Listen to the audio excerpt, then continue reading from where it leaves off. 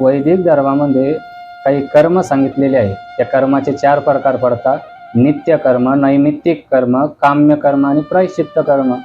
त्यापैकी नित्य नैमित्तिक कर्म म्हणजे वर्ष श्राद्ध, पितृतर्पण किंवा ग्रहण वगैरे असे नैमित्तिक कर्मात मोडतात। आणि ते नैमित्तिक कर्म योगायोगाने 7/9/2025 वार रविवार रोजी चंद्रग्रहण आहे आणि त्या चंद्रग्रहणाचा वेध जो लागलेला आहे तो 12:37 लागलेला आहे। मग तेव्हापासून मध्यरात्री 1:26 वेदाचे नियम पाळायचे आहे व ग्रहणाचा नियम पाळायचा आहे।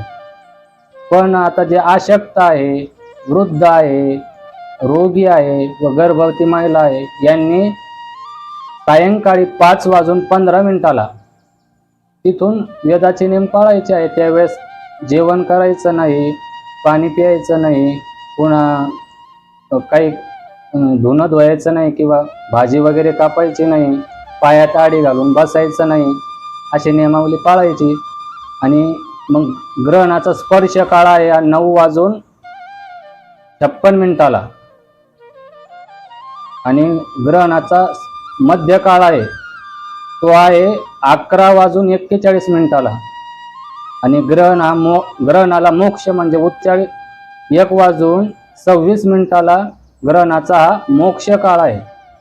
मग या ग्रहण काळामध्ये आपल्या जो इष्ट आहे किंवा जो आपला आराध्य दैवत आहे त्याचं नामस्मरण करावं किंवा पूर्वी एखादा मंत्र अनुग्रह घेतलेला असेल किंवा मंत्राचं पुरस्चरण करावं आणि त्यावेळेस दान धर्म वगैरे करावं असा या ग्रहण काळातला विधी आहे। आणि योगायोगाने यावेळेस 3.5 तासाचा ग्रहण आलेला आहे। म्हणून या चंद्रग्रहणामध्ये काही राशी करताही वेगवेगळी फलश्रुती सांगितलेली आहे।